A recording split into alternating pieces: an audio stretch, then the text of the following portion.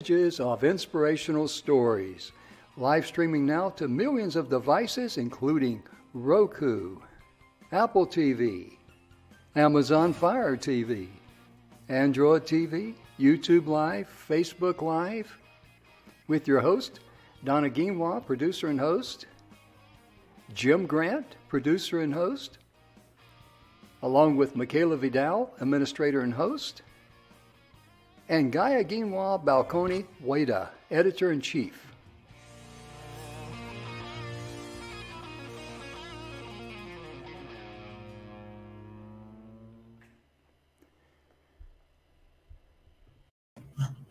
Welcome to the show, ladies and gentlemen. We're so glad to be with you on this Friday afternoon. We're just a shab happy, aren't we? Yeah, man. Yeah. Emerson's going to share that word with you in a few minutes as we go over some of the national holidays, things that they're celebrating today. But first of all, we just want to say thank you so much for being a part of our show. And for you folks out there in TV land, we really appreciate you tuning in. This week, we've been covering, how to survive inflation. We're going to, kind of like, we've went over the basic things of what you can do, but also too, we're going to share some information with you about people who have overcome some hard times and people who have, been able to come together in their hour of need. And that's what we all need to do, because hard times, as Emerson said before the show, hard times don't last. Tough times don't last. Tough times. Tough Go ahead. People do. There you go. Welcome to the show, Emerson. How you doing, brother? Hey, man. I'm doing great, but in the words of Zig Ziglar, it'll get better. I always liked him. I love his sense of humor.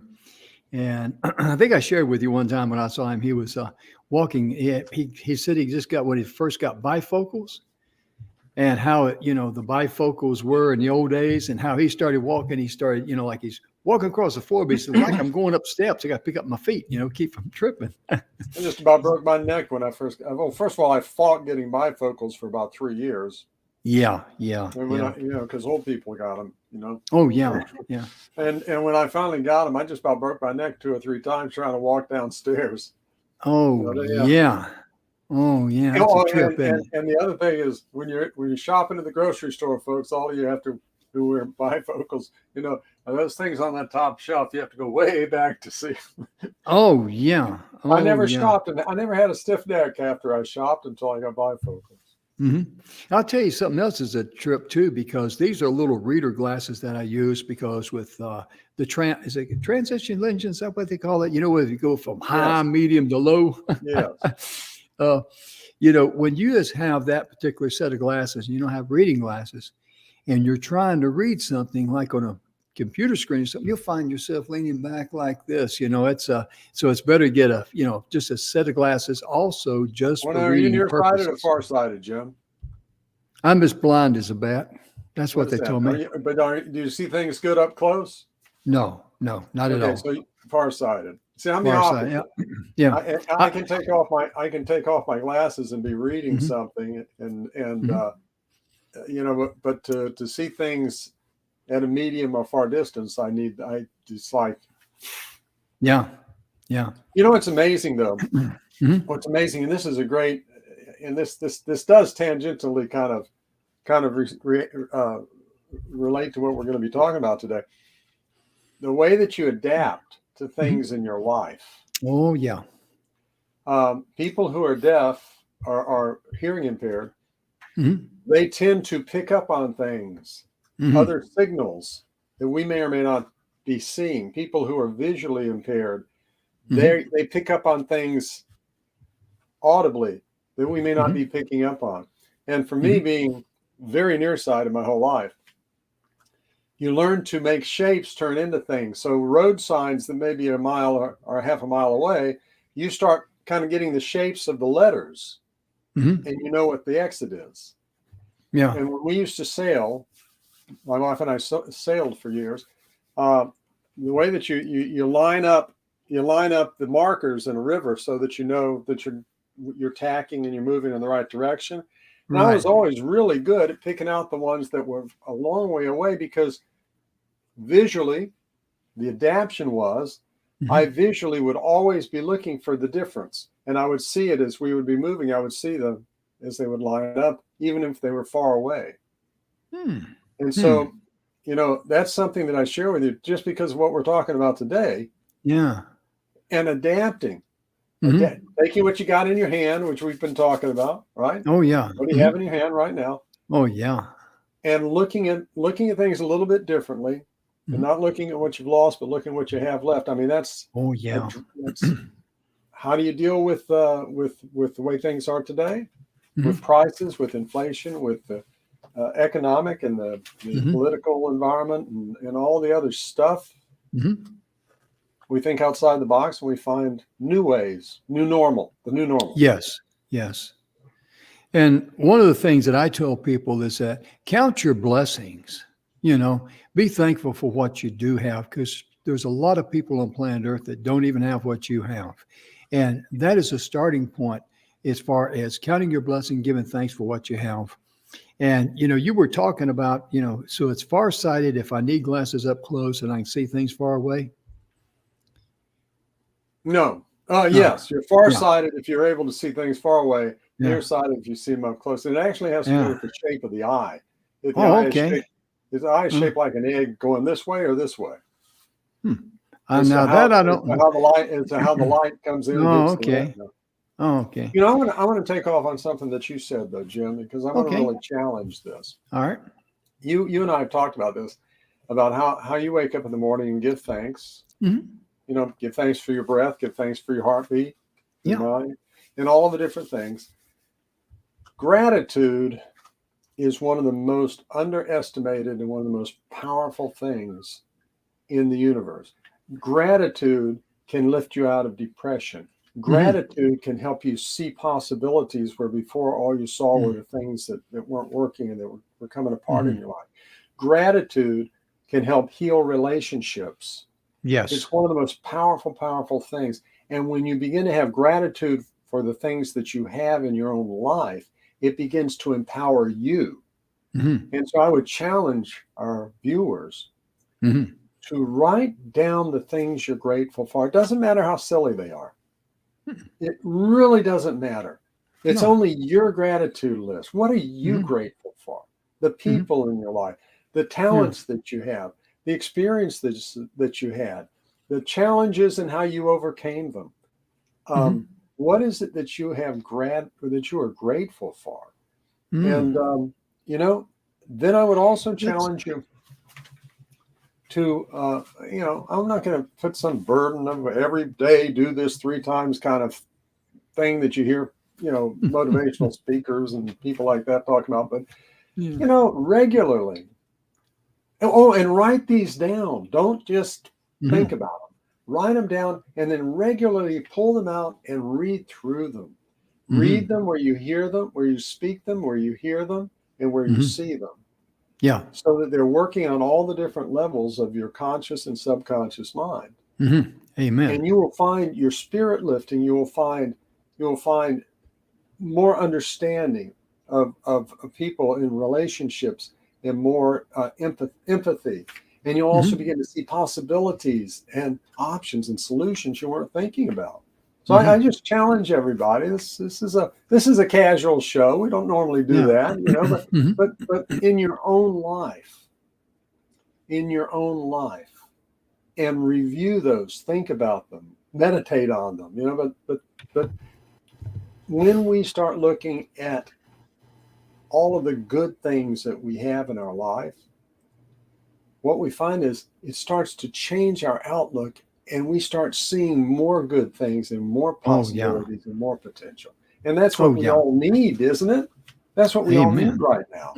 Yeah, because I've shared before on the show that we've all had those nights when you get kind of tired, you're kind of sleepy, you get up, and by the time you go to the bathroom, brush your teeth, and take care of necessary business, then you go to the bed and you lay down, and all of a sudden your eyes are just like the window blinds, or the window shades all the thoughts, all the things, what I have to do tomorrow, what I have to do, what's going to happen, how did I do this? Why did you say that? I can't believe I said what I said. All this stuff. Yeah, just wide awake, and you're just laying there like tick tock, tick tock. Yeah, I thought I was sleepy, and you need to get some rest. And I thought, well, what am I going to do? And for some reason, it just came to my mind, and I did it. I've done it several times. I need to do it more often, to be honest with you. But I started giving thanks. And on that particular day, I remember it's the first time I did it. I went out in the woods. I live out in the country. I went out in the woods and I'd cut some, lumber, wood for the fireplace. Add to my fireplace. And I, had my chainsaw out there and going over some creeks and over that, get back in there and then carrying the stuff out and that sort of thing. I just said, "Hey, singing I'm a lumberjack" here in just a minute. Oh yeah. Oh, I'm not that high speed, but it gave me the opportunity. I thought, hey, thank you that my chainsaw cranked. Thank you that I was able to cut the wood. Thank you that I didn't, hurt myself or anything. Thank you for my that I'm dogs. not 2 miles from home, out in the middle of the woods, and I ran out of gas. Yeah, hey man, that's a big time thank you there. But also too, be thankful. And I was thankful for the fact that just, my dogs, thank you for my home. Thank you for my clothes. Thank you for the food that I have. Thank you for, my friend. I just kept whatever popped in my head. I just said, thank you, thank you, thank you over and over. Just kept adding things to the list. And every time that I've ever done that, two things happen. Number one, I never run out of things to be thankful for. And number two, I drift off to sleep before I'm done. It's just a win-win situation and you feel good. Yeah, it really is. It just really, it's just a perfect sleeping pill for me. And I should do that more often because in the morning when I get up, I like to say, thank you for the heartbeat in my veins and thank you for the breath in my lungs, because those are two things you don't see any stores selling heartbeats or breath in the lungs, because back when I had my heart attack. A lot of reasons to be thankful for that. Yeah, you sure do. And, you just be thankful that you're loved, because you are loved. You may not be receptive to it, but, love yourself first. That is the first priority in life to any type of abundance of life. And, today is August the 5th. I like to talk about a couple of things here that's, popular on August the 5th. How about you, Emerson? Well, I have a very personal reason to be thankful for August the 5th. So, okay, go right ahead. If my mother was alive today, mm-hmm. she would have turned 100 years old. Wow. It was in 1922. She was born in this little burg called Girard, Georgia. Mm. And at about age 20 or so, 19, she got on a bus, went to Savannah, and caught a train to Washington, D.C. And she walked up to the White House and got a job. What an amazing young woman she was. What an amazing woman she was. I've been surrounded by, my story, Jim. I've been surrounded by powerful women my entire life. That has framed everything about me. And I include in that now, my three daughters and my granddaughters and my wife, of course. Yeah. And I've had two wonderful mother-in-laws. And it's just, the thing is, my mom was a champion. She when I look at myself, when I look at my own successes in marketing, that's the thing. It's not all of the thousands of campaigns. It's not all of the great mentors, the names of which, some of the people would recognize, the people who've been mentors to me over the years. But when I sit back and say, what really made me, it was the powerful women in my life. Oh, yeah. Starting with my mother and my wife and my mothers-in-law. I've got two of the greatest in the world, like I said. Oh, yeah. And when I look at, let me just share a couple of quick things here. Okay, sure. So I already told you this teenage girl walks up to the White House and gets a job. And this is in the very beginning of World War II. And she ended up working in a couple of other government agencies even later. But she came back to Georgia and got married to my dad, and they had a couple of daughters. But right there in her 20s, she had to have a double mastectomy. Now, this isn't a real understanding period of time in the 1940s. No, They no, pat you no. on the head and say, well, it looks like you're healing real good. You can go home now. Bet your family's looking for some good home cooking. And this is what she endured. And a few years later, she lost a son. She lost a son, a child not in stillbirth, but a child 2 months old, healthy and beautiful and smiling. My older brother that I never knew. There was a pneumonia epidemic that was kept secret from the people. And babies and old folks were the ones who were dying. And so she endured all that. And I just think about that when I see all of the people unhappy because of all the things they have to do because of the epidemic, because of COVID. But this was, there were hundreds of thousands that are tens of thousands at least that died. Yeah. And they never knew until years later why. Wow. So she endured all of that. But this woman was so amazing, Jim. She wanted her son. I came along a few years later. She wanted her son. She wanted me to have a worldview beyond the town I lived in the South, beyond where I grew up and the people in my school. And so she saved up her money, her pennies or dimes or nickels or quarters, and she got season tickets to the symphony and opera for me to go. She would take me on the bus downtown, Jim, to the library on Thursday nights when I was a kid to watch travel logs. Now, for those of you, there's some of our audience who won't have any idea what a travel log is, okay? But there was, before there was the internet, before there was cable TV with thousands of channels, and you're going to countries with Rick Steves and all these other people all over every single night of the week. Countries would create travel logs about their culture and their people, and they would send them all over the world. And we would go down and watch these films. And she did that. This woman did that to give me a world view and to help me understand beyond just the town and the city I grew up in. And to be somebody who got the fact that people are different and people are the same. And, and people have values, and people see things differently, and they have different customs, they have different foods, and all these things have value. And that was this girl born 100 years ago on a farm in Georgia. Wow.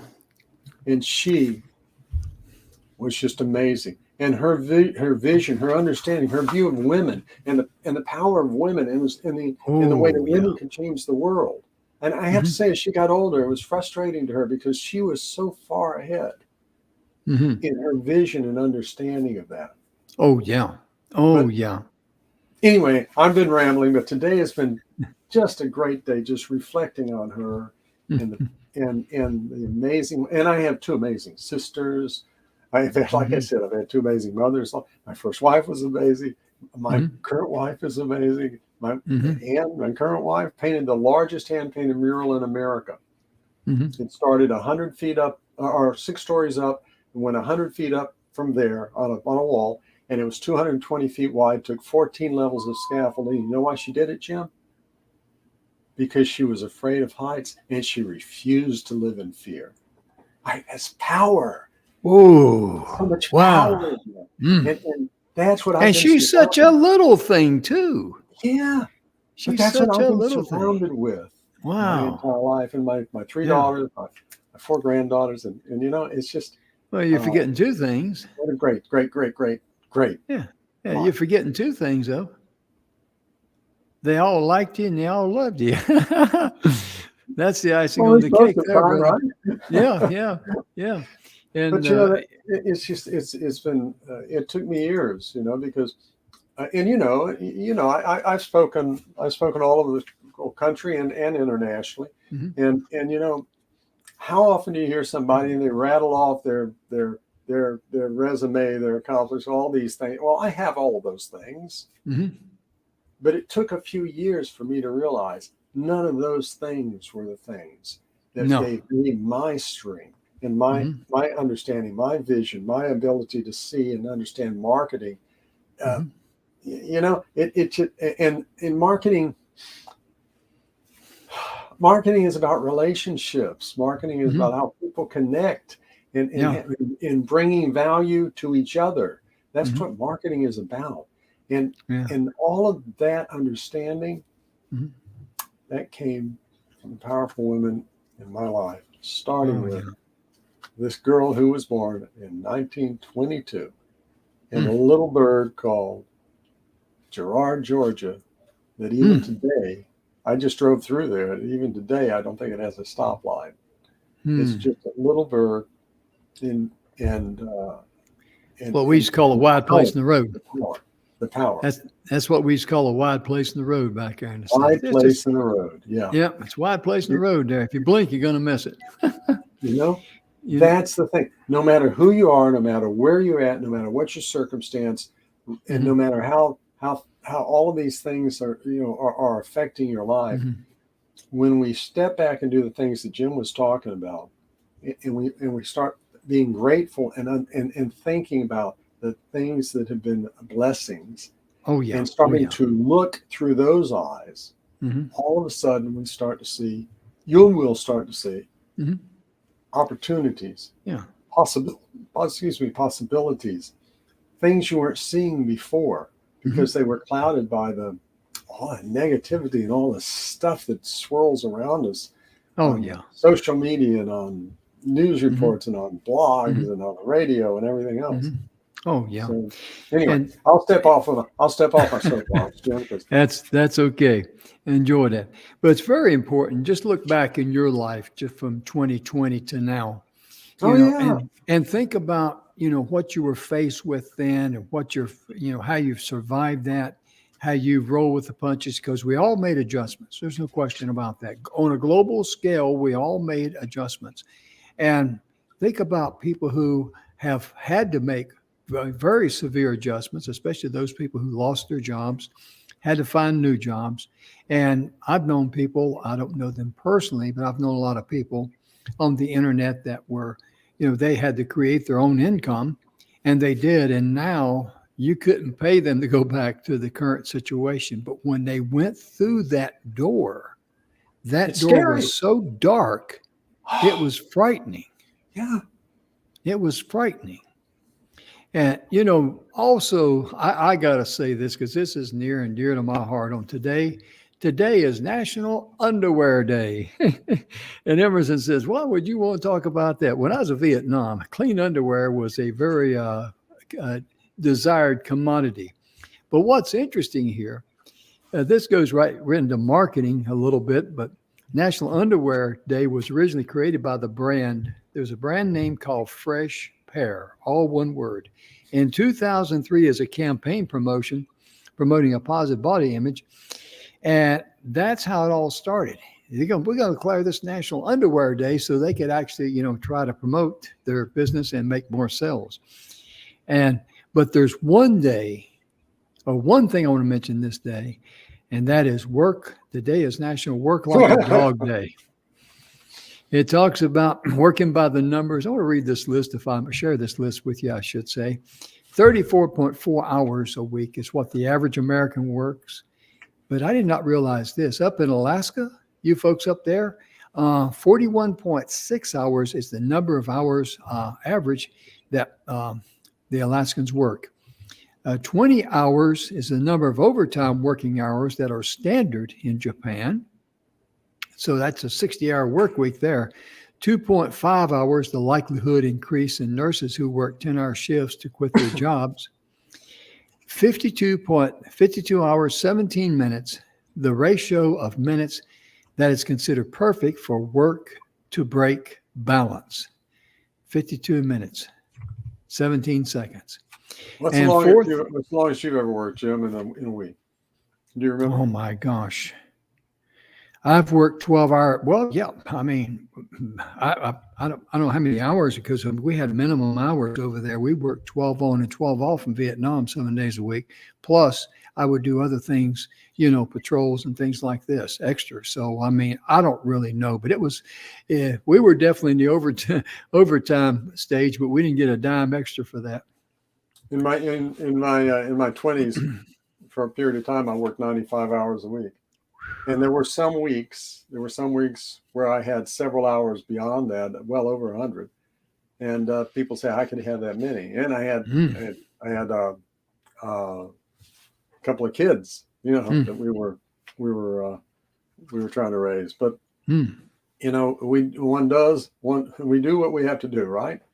Yeah. We do what we have to do, and it's not healthy. It isn't healthy. But when we recognize,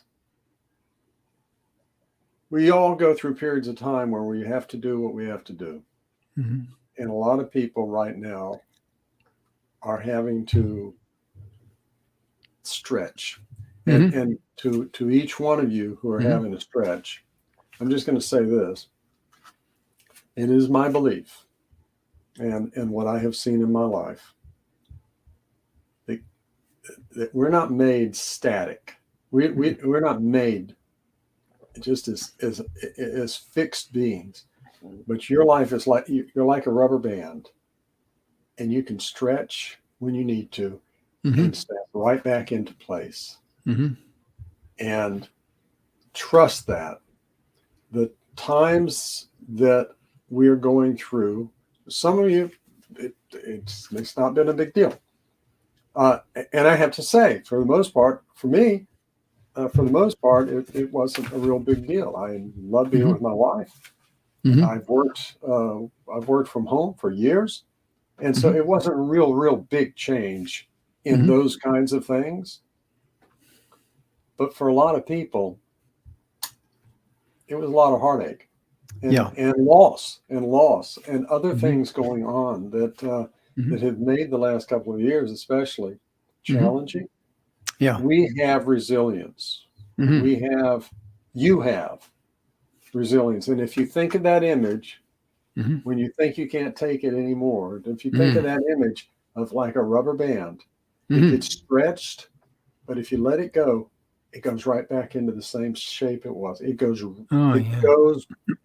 It's resilient enough to be stretched 2 or 3 times its size and go back. And here's the great thing. And I've shared this before, I think, Jim. I learned this in marketing, but it's true in everything in life. Forget about 100%. There is no when things get back to someplace. There is no, here's 100% of the way things in my life were or should be. Take the word should out of your vocabulary too, as my suggestion. Are where I'm waiting for them to get back to. There's no 100%, but we do have continuous improvement. We do have what in the Japanese culture they refer to as kaizen, continuously getting better and better and better. And it is true. Tough times don't last. Awfully hard to see it in the midst of it. But resilient people, I could say tough people, because it rhymes more, tough people, tough times. But being that resilient person that can stretch and trust that every day and every way you will get better and better. Your family will get better and better. We will, as a people, get beyond the current circumstances, the current inflation, the pandemic. Oh my gosh, what's going to happen this fall in the pandemic, and what new strains, and what about my kids going to school, and all those worries. We will be able to have. You will adapt, and you will be able to find the way. Going back to the scripture that I referred to, I think, a day or two ago. Find that way through the wilderness, that way where there doesn't seem to be a way. Well, it's interesting. That path. Yeah, it's interesting too. A lot of times, the real reason we're unhappy, we might blame it on something like COVID. We may blame it on, gas prices or whatever. But when you look at these numbers, they come up with, it says on the average office worker, now they spend about 1,700 hours a year right in front of a digital screen. Oh my gosh. Think about that. That has an effect on all of us.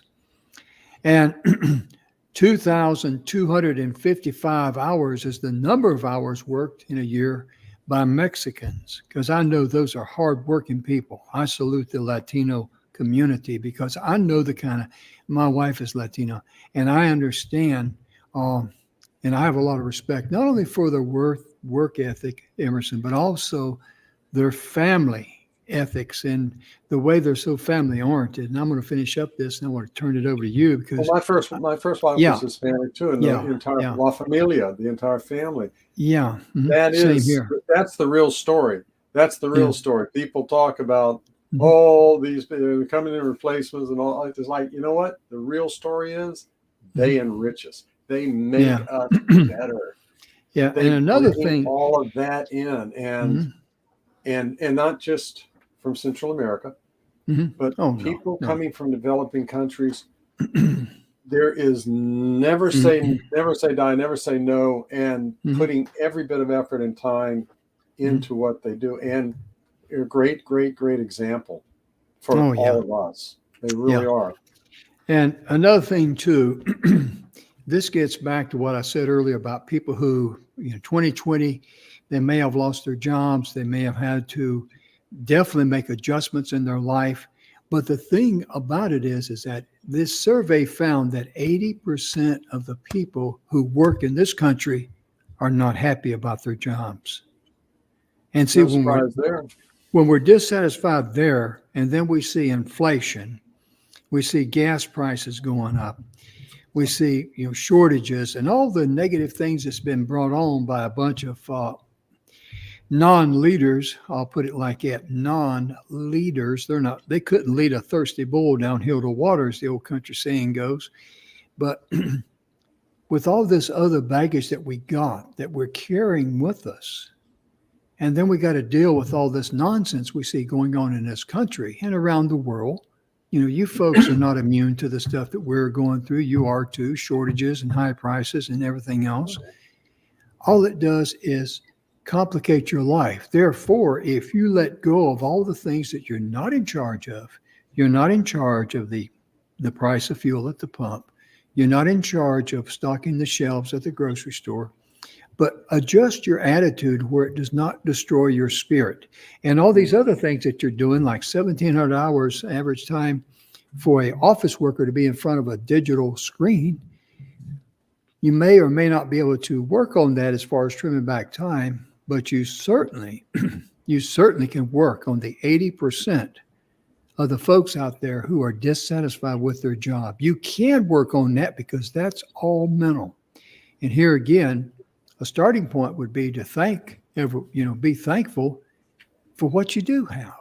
And to remember the Serenity Prayer, which, and I'm just going to say this, this has nothing to do with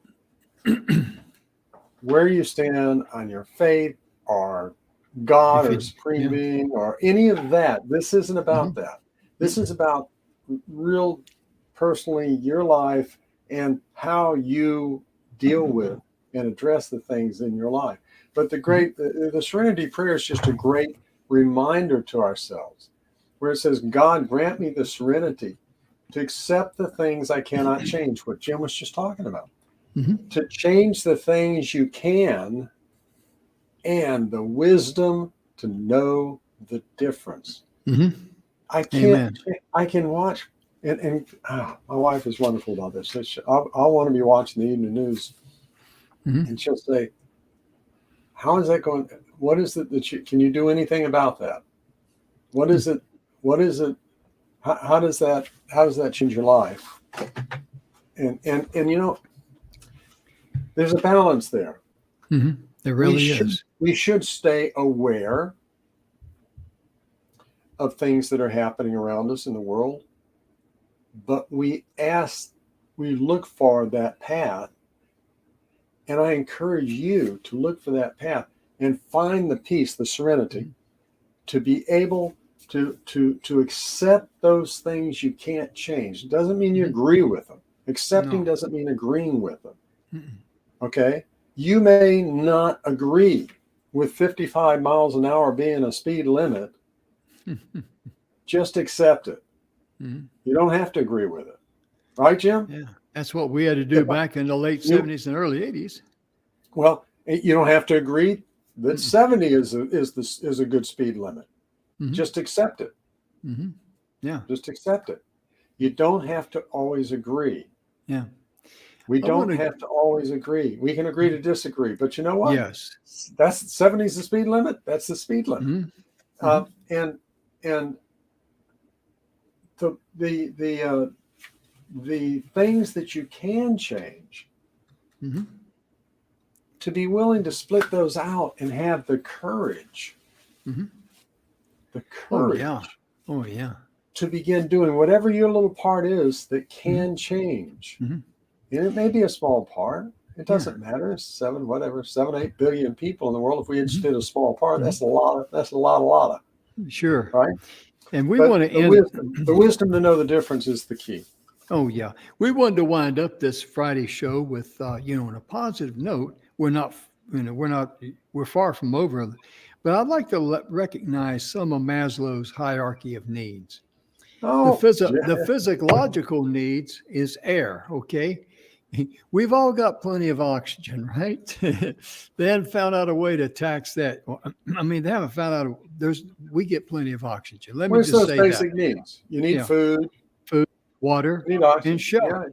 You need shelter, right? That's the physiological basic needs. Picture a pyramid. If you've never heard of Maslow's hierarchy, picture a pyramid.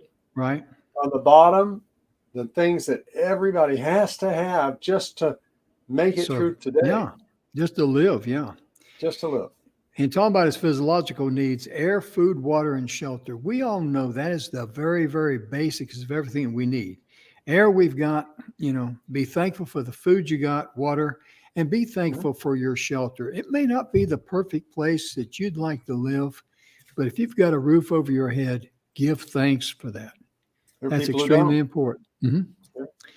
Safety needs. That's very, very important in our life. We need physical safety. We need financial safety.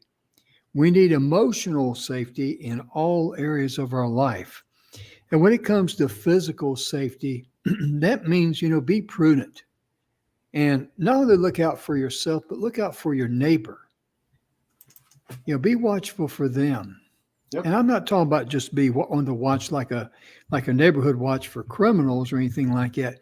But if your neighbor, if you see something that needs to be done, let your neighbor, go over and share it with your neighbor and say, can I do this or whatever? If you're able, and let's say you live next door or close to some folks that are, maybe a little older than I am. I'm going to be 74 tomorrow. Anyway, I'm going to be saying happy birthday to you, Jim. Oh, no.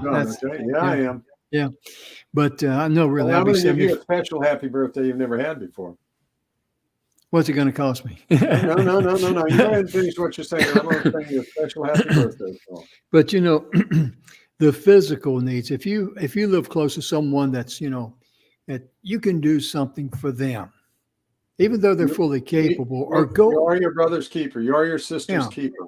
Yeah. Or if you see them out there working, go over and say, hey, thought I'd come over and say hello. And I also brought my gloves along. If I help you, chip in there, because what that does, that gives a joy and a jubilee to you that no amount of money can buy that, and no thief can steal from it. And that's part of the physical safety needs that we need, because just be a good neighbor. Watch out for each other. Watch out for each other's children, their pets, everything like that. Yes. Financial safety. This means you're very frugal with your money. You're not foolish with it. You just don't, throw money at flashing things, because chances are the flash is it's got more of a flash than it's got filament in it. And of course, the emotional needs that you need. This is where you can rely. If you're into religion, you can rely on prayer. if you're in a meditation, whatever it is, but, be in touch with yourself, your spirit, your soul. Give thanks. Yes. That is so critical. We keep hollering about giving thanks, but that is the best. That's the best antidote I know of. It really is.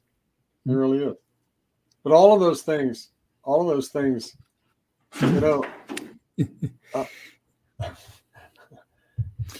you go up that pyramid, there's love, there's belonging, there's that friendship and family. These are all things, by the way, you can research it yourself. And I encourage you, go to Google and research Maslow. MASLOW. And you'll find and look at the just go to Maslow and Google and then look at the images, because you'll find the pyramids. Okay. But love and belonging. So we start out with the basics of life: food, shelter, clothing, things like that. And we move up to safety and security. And then we move to love and belonging, and friendship and family and intimacy and all of those things. Did you say intimacy? I gotta make a note of that from my wife and me. But love and belonging, connection that we have with each other. Relationship. All of that. Because we're creatures social creatures. We cannot survive without love. I know there's some people say, I don't need anybody. Well, you're kidding yourself. Yeah. You're kidding yourself. You really are. And you're cheating yourself out of the true riches of life. And how important is your esteem needs, self-acknowledgement, and respect for yourself? That's critical, isn't it? Any of you who go in and look, and you can picture it the way we're describing it, it's a pyramid. And so each of these aren't separate. Each of these needs build on the ones underneath the needs, and they create the foundation for the next level of needs. If you don't have shelter for your family, in winter it's snowing, what is the only need that you're concerned with is finding shelter. If you don't have a way to keep them warm, what is the only need is to keep them warm. If you have a place and they're warm and you have food for them to eat, what's your next need? And they build on it is security, safety from predators, from wild animals, from bandits, or whatever. So think of it in terms of every single one relates to the one underneath and builds on the one underneath. So it's love and belonging are higher concepts. These are higher concepts. You can say, well, I'd be doing all of those things because I love my family. Well, yeah, but it's the idea that you're doing something you have to do. It's a need. You have to do this in order to maintain life, security. And now you can enjoy the opportunity to share a friendship and intimacy and a sense of connection with people and telling stories together and things like that. And beyond that, really, beyond that level, are the levels of self-esteem, of confidence, of awareness of yourself, of achievement, the respect that you can have, and the need to separate and become a unique player, a unique person in this in your circle, in your life, in your environment. Yeah, some of the things like food and shelter, that's going to cost money, but a lot of things that Emerson and I have shared with you doesn't cost anything. It's true. I mean, it really doesn't. It just, it's kind of like, value yourself without it costing you a dime. Yes. That's it in a nutshell. And I was looking earlier at some stand lessons. In that value. You have value, stand in your value. And this is true. I'm going to just extend this out here, Jim. Sure. Most of the work that I've done has been with businesses of all sizes, from mom and pops all the way up to Fortune 100 companies and multinationals. But finding that value that makes you unique. You're not just one company that sells widgets out of 1,000 companies that sells widgets. And you are not just anything. Take just out of the vocabulary. Mm-hmm. Finding those things that you recognize as your uniqueness. And Jim, I want to segue from. I tell this story a lot. You know, we've all seen something like this. We'd be at a party or something, and somebody would sit down at a piano and start to play, or maybe they've gone to a concert and they hear somebody, and they're at a reception afterwards, and somebody goes up and says, "Oh, if I could only play the piano like you do. I've always wished I could play like that, or the guitar or whatever. Your voice is so beautiful." It's just and the person on the receiving end of that says something along these lines. "Well, if you had Miss Sullivan hitting you on the hand with a ruler every time you hit a wrong note from the time you were 7 to the time you were 14, you'd be able to play just like me." And they turn around and walk away. They have no appreciation. They have the gifts. They have no appreciation of what those gifts mean. And somebody else is recognizing those gifts in them. So self-esteem, what we're talking about here, is seeing in yourself the things that there is only one of you in the universe. That is true if you go all the way down to the genes that are building each and every one of your cells. There has never been anybody with the genetic combination that you have that makes you who you are right now. Mm-hmm. There's nobody who has exactly the training and the experience and the understanding, the opportunities, the challenges, the doors that have been blocked, the glass ceilings you've broken through, any of those things.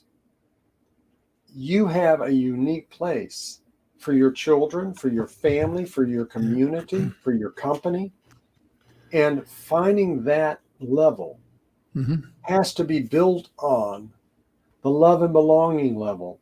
Oh, yeah. And you can't even begin to do that if you don't feel secure and safe in your environment. And that's not even something you can consider if you don't have food for your table and heat in the winter and a way to protect yourself and the people that you love. So each of these build on the other one. One of the things that I noticed when I was in Vietnam kind of surprised me, even though I was a young guy then. I turned 21 back in 1969 over there in Tay Ninh. But the common folks, on August the 6th. Yeah. The common folks, the farmers over there, they didn't have any money to speak of. They may have had a little bit, but what they did have, they have an understanding and respect for one another. And even growing up, I knew people in the country that we call it the barter system, but it was neighbor helping neighbor. Yep. And they were eager to help each other, whether it's, build a barn or reshingle a roof. In fact, I helped reshingle my neighbor's roof one time many years ago, and, didn't think anything about it. I mean, because, we were just, the only payment we got was just, some sandwiches and iced tea, and we were grateful for that. I've helped repaint houses. I've shingled roofs. Yeah. I built rebuilt walls for people and things like that. I had the opportunity to. There was a group called Lutheran Social Services. I'm not Lutheran, but they were working at that time with Eastern Europeans who were escaping communism. Right. And because of, at that time, I worked in the automobile business, and I could get a truck, and there was a mattress manufacturer near us. I could go and get mattresses. People would turn in a mattress when they bought a new mattress. And so I could go and get mattresses and take them to this warehouse, or take them to the house or the apartment that maybe someone had been set up in. And And the people were so grateful. Mm-hmm. They were so grateful. And Mm-hmm. and they wanted to do something for me. I remember now there are a lot of you viewers who know what borscht is. Okay, it's a stew made with beets, and it's very, very, very good. And I Oh, remember yeah. well, this one family wanted us to come for dinner, and I knew they had nothing. They had nothing. And we had helped set them up. We'd gotten some furniture and some things like that. So Mm-hmm. we went over for dinner, and they served us what they could of borscht, which in this particular case was pretty poor. It was canned beets, and they had mixed it with mayonnaise to Mm-hmm. try to make borscht, and that was the best they had. But It they was the gave it best they from the had. heart. They gave it from the heart. They were Yeah. giving what they had. They were showing Yeah. their appreciation. We had Mm-hmm. shared with them. They wanted to have that dignity of sharing back with us. And you know what? We ate every bit of it. Mm-hmm. Every bit of it. Yeah.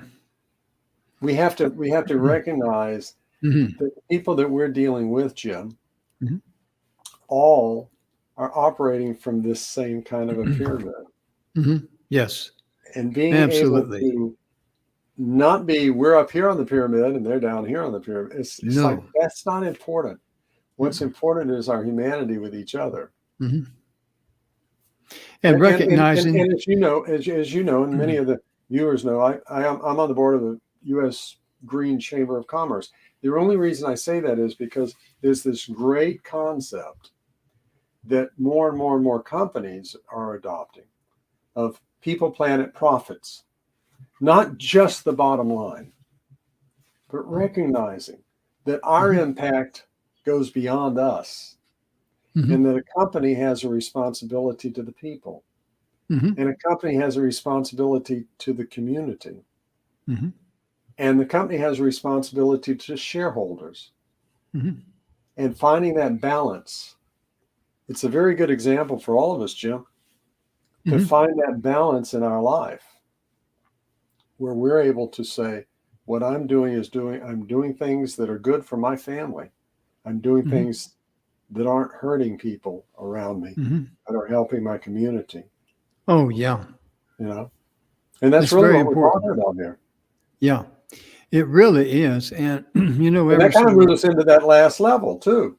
Mm-hmm. That Oh, yeah. Take it away. You want to? self-actualization, which I refer to as transcendence, where Yeah. it's that, Yeah. and you've heard me say this 100 times, you're always Mm-hmm. having something bigger than yourself Mm-hmm. that you're working towards. Mm-hmm. Having some program or project or something more important than just myself and my life or my business, Mm-hmm. my circumstances, but something that is keeping my vision up. Because Mm-hmm. if I don't have my vision up, then now all I'm doing is looking at all of this stuff down here.